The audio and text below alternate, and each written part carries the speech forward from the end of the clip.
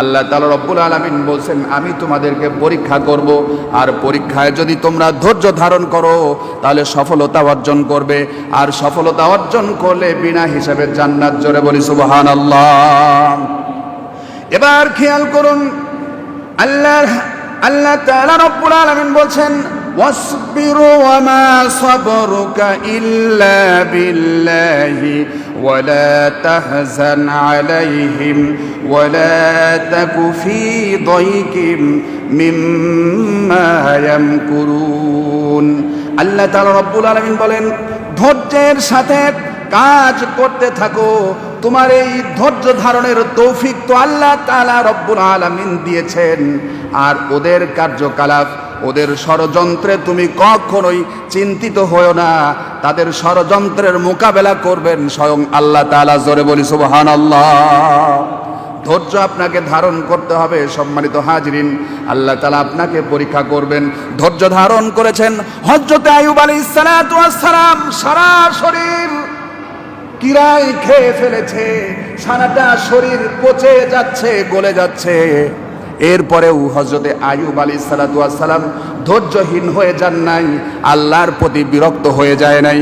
শেষ পর্যন্ত আইয়ুব আলাইহিস সালাতু ওয়াস সালাম আল্লাহ সুবহানাহু ওয়া তাআলার দরবারে ফরিয়াদ করলেন। আল্লাহ তাআলা সেটা তুলে ধরেছেন ওয়া আইয়ুবা ইযনা দা রাব্বাহু আন্নী মাসসানিয়াদ দুররু ওয়া আনতা আরহামুর রাহিমিন। আল্লাহ তাআলা বলেন আইয়ুবের কথা স্মরণ করো। আইয়ুব আলাইহিস সালাতু ওয়াস সালাম কষ্টে পড়ে গিয়েছেন, সারা শরীর পচে গেছে, গলে গেছে, কিরায় খেয়ে ফেলেছে, ধৈর্য হারা হয়ে যায় নাই। আইয়ুব আলাইহিস সালাতু ওয়াস সালাম আল্লাহর কাছে ফরিয়াদ করলেন, আল্লাহ আমি কষ্টের মধ্যে পড়ে গেছি, অথচ তুমি দয়ালুদের ভিতরে সর্বশ্রেষ্ঠ দয়ালু। জোরে বলি সুবহানাল্লাহ। আল্লাহ তাআলা রব্বুল আলামিন আইয়ুব আলাইহিস সালাতু ওয়াস সালামের প্রতি ধৈর্য ধারণ করার কারণে এমন খুশি হয়ে গেলেন। আল্লাহ তাআলা আইয়ুব আলাইহিস সালাতু ওয়াস সালামকে বললেন উরকুদ বিরিজলিকা হাদা মুগতাসালুম বারিদু ওয়া শারাব। আল্লাহ তাআলা আইয়ুব আলাইহিস সালাতু ওয়াস সালামকে বললেন আইয়ুব তুমি তোমার পা দিয়ে জমিনের উপর আঘাত করো, আঘাত করার সাথে সাথে বৃষ্টি ঝর্ণা বের হয়ে আসবে, আর সেই ঝর্ণায় তুমি গোসল করো, আর সেই পানি খাও। খাওয়ার সাথে সাথে আল্লাহ তাআলা রব্বুল আলামিন আইয়ুব আলাইহিস সালাতু ওয়াস সালামের উপর সমস্ত নিয়ামতগুলোকে ফিরিয়ে দিলেন। জোরে বলি সুবহানাল্লাহ। এইটা হয়েছে কিসের জন্য? ধৈর্য ধারণ করার জন্য। ইব্রাহিম আলাইহিস সালাতু ওয়াস সালাম ইসমাইল আলাইহিস সালাতু ওয়াস সালামকে বললেন ও আমার কলিজার টুকরা ইসমাইল, আল্লাহ তাআলা তোমাকে জবাই করার নির্দেশ দিয়েছেন, এখন কি করব বলো। এই কথা যখনই বলেছেন সাথে সাথে ইসমাইল আলাইহিস সালাতু ওয়াস সালাম বলছেন আব্বাজান আপনি অবশ্যই আমাকে ধৈর্যশীলদের অন্তর্ভুক্ত পাবেন। সুবহানাল্লাহ। ছোট ছেলে ইসমাইল বলছে আব্বা আপনি আমাকে ধৈর্যশীলদের মধ্যে অন্তর্ভুক্ত পাবেন, আপনি আমাকে জবাই করুন, আমি বিন্দু পরিমাণেও নড়াচড়া করব না। জোরে বলি সুবহানাল্লাহ। সুতরাং আপনাকে সর্ব অবস্থায় ধৈর্য ধারণ করতে হবে।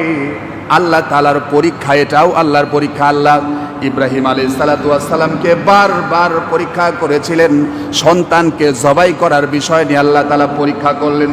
আল্লাহ তাআলা আবার পরীক্ষা করলেন অগ্নিকুণ্ডে। নমরুদের বাহিনী ইব্রাহিম আলাইহিস সালাতু ওয়াস সালামকে আগুনে নিক্ষেপ করে দেবেন, এমন সময়ও ইব্রাহিম আলাইহিস সালাতু ওয়াস সালাম ধৈর্য ধারণ করলেন। ফেরেশতা জিবরিল আলাইহিস সালাতু ওয়াস সালাম এসে বললেন আল্লাহর পয়গম্বর ইব্রাহিম আপনি যদি আমাদের কাছে সাহায্য চান আমরা আপনাকে সাহায্য করব। ইব্রাহিম আলাইহিস সালাতু ওয়াস সালাম বললেন আমার আল্লাহ যার জন্য আমি আগুনে নিক্ষেপিত হচ্ছি সে কি দেখছে না? অবশ্যই দেখছে। এমন সময় ইব্রাহিম আলাইহিস সালাতু ওয়াস সালাম বলছে আমি অবশ্যই সেই আল্লাহর উপর তাওয়াক্কুল করলাম, ধৈর্য ধারণ করলাম, যা হয় হোক। শেষ পর্যন্ত আগুনে নিক্ষেপিত হয়ে গেল। আল্লাহ তাআলা ইব্রাহিম আলাইহিস সালাতু ওয়াস সালামের প্রতি খুশি হয়ে গেলেন, রাজি হয়ে গেলেন। আর সাথে সাথে আল্লাহ বলেন কুলনা ইয়া নারু কুনি বারদাও ওয়া সালামান আলা ইব্রাহিম। আল্লাহ ইব্রাহিমের প্রতি খুশি হয়ে বললেন, আগুন ইব্রাহিমের জন্য শান্তিদায়ক হয়ে যাও। আগুন ইব্রাহিম আলাইহিস সালাতু ওয়াস সালামের শরীরের একটা লোমও পর্যন্ত পুরাতে পারে নাই। সুবহানাল্লাহ। আর একদিকে চলে যান হযরতে জাকারিয়া আলাইহিস সালাতু ওয়াস সালাম। কাফেরেরা, ইহুদিরা জাকারিয়া আলাইহিস সালাতু ওয়াস সালামের পিছনে ধাওয়া করেছেন। অনেক লম্বা ঘটনা। জাকারিয়া আলাইহিস সালাতু ওয়াস সালাম আল্লাহর কাছে সাহায্য চাইতে ভুলে গেলেন।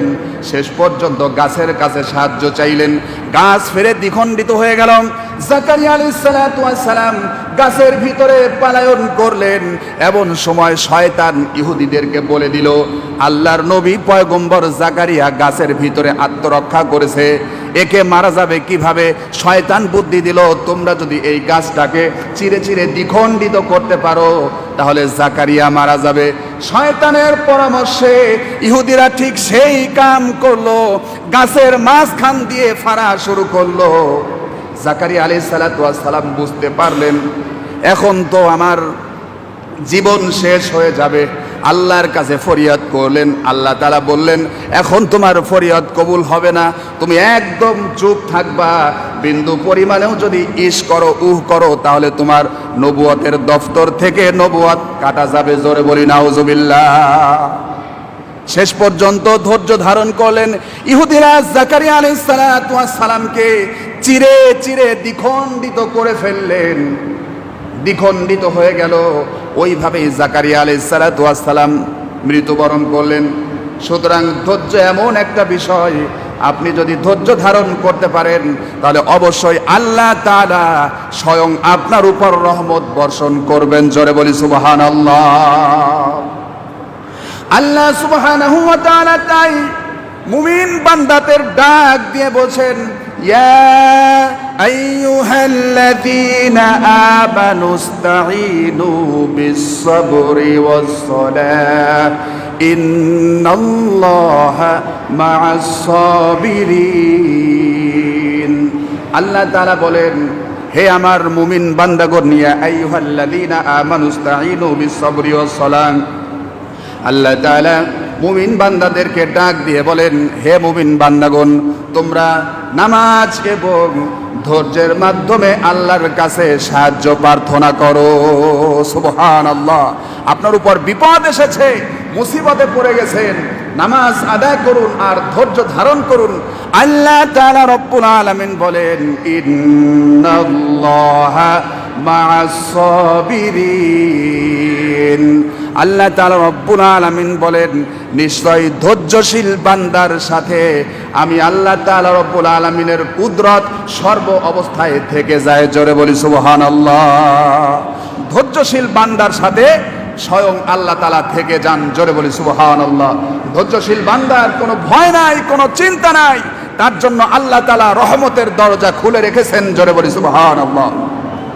সম্মানিত হাজিরিন, আল্লাহ তাআলা রব্বুল আলামিন বলছেন কালামে পাকের ভিতরে, আল্লাহ সুবহানাহু ওয়া তাআলা তাই বলছেন, আল্লাযীনা ইযা আসাবাতুহুম মুসিবাহ ক্বালু ইন্না লিল্লাহি ওয়া ইন্না ইলাইহি রাজিউন। আল্লাহ তাআলা বলেন মুমিন বান্দাদের উপর, আল্লাযীনা ইযা আসাবাতুহুম, যখন তাদের উপর কোনো বালা চেপে বসে, মুসিবত চেপে বসে, তখন মুমিন বান্দাগণ, আল্লাযীনা ইযা আসাবাতুহুম মুসিবাহ, যখন মুমিনদের উপর কোনো বালা মুসিবত চেপে বসে, পরীক্ষা যখন চলে আসে, তখন মুমিন বান্দাগণ বলতে থাকে, ক্বালু ইন্না লিল্লাহি ওয়া ইন্না ইলাইহি রাজিউন। তখন মুমিন বান্দারা বলতে থাকে, নিশ্চয় আমরা সকলেই আল্লাহর জন্যই আর আমাদের সকলকেই আল্লাহর কাছেই ফিরে যেতে হবে। জোরে বলি সুবহানাল্লাহ। সুতরাং ধৈর্য গুরুত্বপূর্ণ একটা বিষয়, আপনাকে ধৈর্য ধারণ করতে হবে। ধৈর্য, আল্লাহর হাবিব বলেন, ধৈর্য এমন একটা ফল, এমন একটা কল্যাণকর ফল যেটা আর অন্য কাউকেই দান করা হয় নাই। জোরে বলি সুবহানাল্লাহ। একজন সাহাবী আল্লাহর হাবিবের কাছে এসে জিজ্ঞেস করলেন, ইয়া রাসূলুল্লাহ, আনা আবি হুরায়রা রাদিয়াল্লাহু তাআলা আনহু। হাদিসটা আবু হুরায়রা রাদিয়াল্লাহু তাআলা আনহু থেকে বর্ণিত। হাদিসটা বুখারী মুসলিমের ভিতরে এসেছেন, মুত্তাফাকুন আলাইহির হাদিস। আবু হুরায়রা রাদিয়াল্লাহু তাআলা আনহু বলেন, আন্না রাজুলান ক্বালা নবী সাল্লাল্লাহু আলাইহি ওয়াসাল্লাম আওসাইনি ক্বালা লা তাগদাব। একজন ব্যক্তি আল্লাহর হাবিবের কাছে এসে বললেন, ইয়া রাসূলুল্লাহ, আপনি আমাকে নসিহত করুন। একজন ব্যক্তি নবীর কাছে এসে বলছেন, ইয়া রাসূলুল্লাহ, আপনি আমাকে নসিহত করুন। আল্লাহর হাবিব বলেন, লা তাগদাব, তুমি রাগ করবে না। এরপরে আল্লাহর বান্দা ফারাদ্দা যালিকা মিরারান, আবার প্রশ্ন করলেন, ইয়া রাসূলুল্লাহ, আপনি আমাকে আবারও নসিহত করুন। আল্লাহর হাবিব ক্বালা লা তাগদাব, তিনি আবারও বললেন, রাগ করবে না, রাগ করবে না, রাগ করবে না, এটাই তোমার জন্য নসিহত। জোরে বলি সুবহানাল্লাহ। অর্থাৎ রাগ করা যাবে না। আল্লাহর হাবিব অপর একটা হাদিসের ভিতরে বলছেন, লাইসা শাদীদু বিসুরআতিহি ইন্নামা শাদীদুল্লাযী ইয়ামলিকু নাফসাহু ইনদাল গাদাব। ওই ব্যক্তি তো বাহাদুর নয়, ওই ব্যক্তি তো বাহাদুর নয় যে ব্যক্তি কুস্তি করতে গিয়ে অপর ব্যক্তিকে হারিয়ে দেয়। অর্থাৎ সেই ব্যক্তি তো বীর নয় যে ব্যক্তি কুস্তি করতে গিয়ে আরেকজনকে পরাজিত করে। বীর কোন ব্যক্তি? আল্লাহর হাবিব বলেন, যে ব্যক্তি রাগের সময় নিজেকে সংযত রাখে, রাগের সময় নিজেকে কন্ট্রোল করতে পারে, ওই ব্যক্তিই তো সবচাইতে বড় বীর। জোরে বলি সুবহানাল্লাহ। আজকে স্ত্রী একটা কথা বললে রাগের চোটে অস্থির হয়ে যায়, 2 দিন বাসায় যায় না, এরকম পুরুষ আছে না? স্ত্রীর সাথে রাগ করে 2 দিন বাসায় যায় না, 3 দিন বাসায় যায় না, রাস্তায় রাস্তায় ঘোরে। এরকম লোক অনেক আছে, আমার কাছে এরকম অনেক রিপোর্ট এসেছে। সম্মানিত হাজিরিন, আপনাকে অবশ্যই ধৈর্য ধারণ করতে হবে। পিতামাতার সাথে আপনাকে ধৈর্য ধারণ করতে হবে। পিতামাতা আপনাকে ছোটবেলায় যেমনভাবে ধৈর্য সহকারে লালন পালন করেছিলেন, পিতামাতা কিন্তু আপনার উপর বিরক্ত হয়ে যায় নাই, রাগ করে নাই। মা সন্তানকে কোলে করে শীতের রাত্রিতে ঘুমিয়ে পড়েছে, সন্তান মায়ের বুকের উপর, পেটের উপরে পেশাব করে দিয়েছে। ঠিক কিনা? দিয়েছেন? এরকম দিয়েছে, কিন্তু মা রাগ করেন নাই। সন্তান, মা খাবার খেতে বসেছে, সন্তান মায়ের কোলের ভিতরে পেশাব করে দিয়েছে, পায়খানা করে দিয়েছে, মা ধৈর্য ধারণ করেছে, রাগ করে নাই। সন্তান পিতার সাথে অপরাধ করেছে, পিতাও সন্তানকে মাফ করে দিয়েছে, ধৈর্য ধারণ করেছে, রাগ করে নাই। আপনাকেও পিতামাতার সাথে ধৈর্য ধারণ করতে হবে। পিতামাতা যখন বৃদ্ধ হয়ে যাবে, পিতামাতাও ছোট বাচ্চার মতো হয়ে যায়, তখন আপনাকেও পিতামাতার সাথে ধৈর্য ধারণ করতে হবে। এটা আল্লাহ তাআলার হুকুম, পিতামাতার সাথে ধৈর্য ধারণ করো। এরপরে আত্মীয় স্বজনের সাথে ধৈর্য ধারণ করতে হবে। স্বামী তার স্ত্রীর প্রতি ধৈর্য ধারণ করবে এবং স্ত্রীও তার স্বামীর প্রতি ধৈর্য ধারণ করবে। এরপরে সমাজ প্রতিবেশীর সাথে ধৈর্য ধারণ করতে হবে।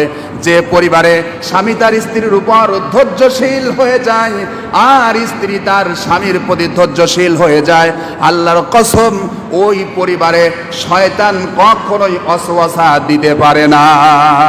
ঠিক কি না?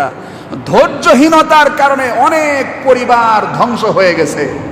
কথা বলেন না কেন? হয়েছেন এরকম?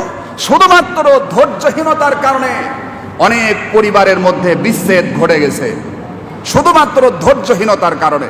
অথচ আল্লাহ তাআলা বলছেন, ধৈর্য ধারণ করা এটা অনেক বড় একটা ফল। ধৈর্যের ফল অবশ্যই সুমিষ্ট হয়। নবী করিম সাল্লাল্লাহু আলাইহি ওয়াসাল্লাম বলেন, ধৈর্য এটা এমন একটা কল্যাণকর ফল যেটা আল্লাহ তাআলা আর অন্য কাউকে দেয় নাই, শুধুমাত্র ধৈর্যশীলকেই দান করেছেন। জোরে বলি সুবহানাল্লাহ। অথচ আজকে সমাজের মধ্যে ধৈর্য নাই, নিজের পরিবারের মধ্যে স্বামী স্ত্রীর উপর ধৈর্য ধারণ করে না। স্ত্রী একটা কথা বললেই স্বামী রেগে অস্থির হয়ে যায়, স্ত্রী একটু বাজার চাইলে অস্থির হয়ে যায়, আবার স্বামী যদি একটু বাজার আনতে দেরি করে স্ত্রীও রেগে ফেদে অস্থির হয়ে যায়। আছেন এরকম অবস্থা হয়। সম্মানিত মা বোনেরা, আপনারা আছেন, আপনাদের নসিহত, আপনারা আপনার স্বামীদের প্রতি ধৈর্যশীল হবেন। আর স্বামীদের উপর নসিহত হলো আপনারা আপনাদের স্ত্রীদের প্রতি ধৈর্যশীল হয়ে যান, তাহলে ওই পরিবারের মধ্যে আল্লাহ সুবহানাহু ওয়া তাআলা জান্নাতের শান্তি ঢুকায় দেবেন। জোরে বলি সুবহানাল্লাহ। একটা ধৈর্যশীল সমাজ গঠন করা প্রত্যেকটা মানুষের জন্যই জরুরি। একটা ধৈর্যশীল পরিবার, ধৈর্যশীল সন্তান, ধৈর্যশীল প্রতিবেশী আল্লাহ সুবহানাহু ওয়া তাআলা আমাদের সকলকেই দান করুক। আমরা সকলেই একে অপরের উপর ধৈর্যশীল হতে পারি, যেন আল্লাহ সুবহানাহু ওয়া তাআলা আমাদের সকলকে সেই তৌফিক দান করুন। সকলে বলি আমিন। ওয়া আখিরি দাওয়ানা আনিল হামদুলিল্লাহি রাব্বিল আলামিন। যারা সুন্নাত পড়েন না 4 রাকাত সুন্নাত পড়ে নেন।